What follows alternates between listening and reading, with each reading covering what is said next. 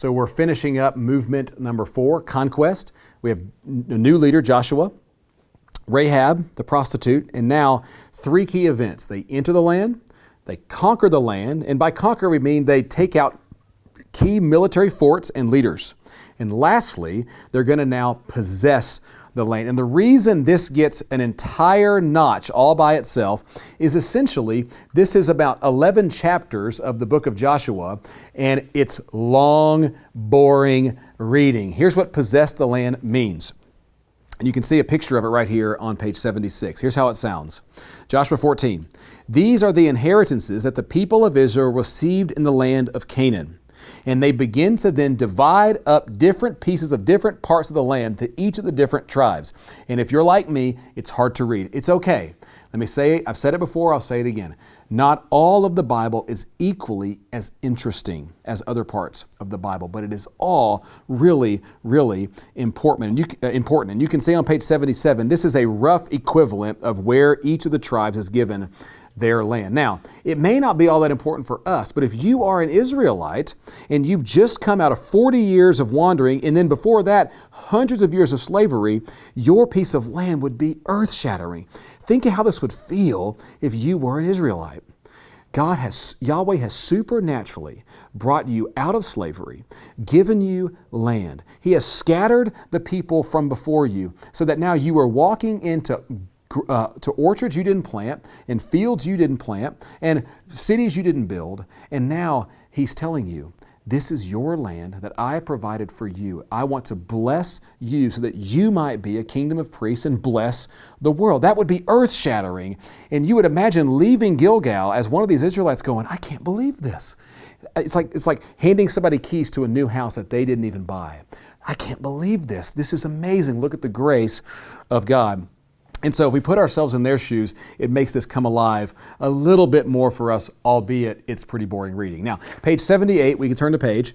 God fulfills the promise that He's made. That's one of the purposes of Joshua.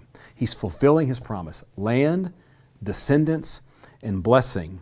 And the end expectation for the people of Israel, they've entered the land, they have subdued or conquered the leadership of the land. Now it's their job to go and to take the land. Push forward. Go in and continue the job. God said, I will drive out the people of the land little by little. As you press forward, they will leave. But and we're going to see as we start the next movement, that people of Israel will fail in their fear and lack of trust for Yahweh.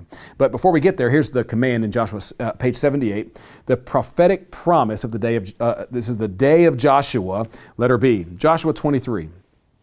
Joshua says this, if you turn back, go finish the job, but if you turn back, and if you cling to the remnant of these nations, if you make marriages with them, and you associate with them, and they to you, know, Joshua says, know for certain that if you do that, no longer will the Lord drive them out, but they will be a snare and a trap for you, a whip on your sides and thorns in your eyes.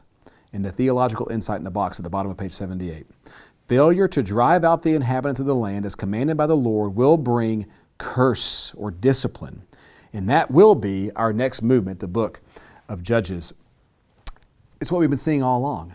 Trust me, obey me, and you'll have life. Disobey me, and things will go badly for you, and they'll blow up in your face. Now, as we get to what I always call the kitchen verse or the bathroom sink verse, let's take a look at its context, because lots of the verses we rip out of the Bible and rip out of their context and put on posters have really cool context and really cool original settings. Here's one of them, page 79. Joshua's farewell address. He addresses the leadership, he reviews the covenant, and then here's his challenge. This is awesome. Look at what Joshua says. Now, therefore, fear the Lord, serve Him, not just in word, but with sincerity and in faithfulness. Notice it. Put away the gods that your fathers served beyond the river and in Egypt. Worship Yahweh only. What else do you need? Look at what he says. This is a challenge. If it is evil in your eyes to serve the Lord, if it's evil in your eyes, if you don't want to serve Yahweh alone, he says, choose this day whom you will serve. What are the gods of your father? What are the gods your fathers served in the region beyond the river, or the gods of the Amorites in whose land you dwell? But as for me and my house, we will serve the Lord. This challenge will serve as the backdrop for all of the Old Testament narrative as it unfolds. The story of Israel is going to be encapsulated in this challenge. Choose today whom you will serve. Put away the foreign gods. Put away the gods of the land around you. Choose Yahweh only. It sounds exactly like what Moses said. Hear, O Israel, Deuteronomy 6:4, the Lord our God, the Lord is one. And then you shall love the Lord your God with all your heart and all your being and with all of your stuff. Love Him with everything that you've got. It's the key question for the Israelites, and it's our key question today as we make disciples in our world. Choose this day whom you will serve. Who gets your allegiance? But what do you bow down to? And I think the note that Joshua is leaving us with is something like this. We will all bend the knee to some kind of king. We will all worship and serve something.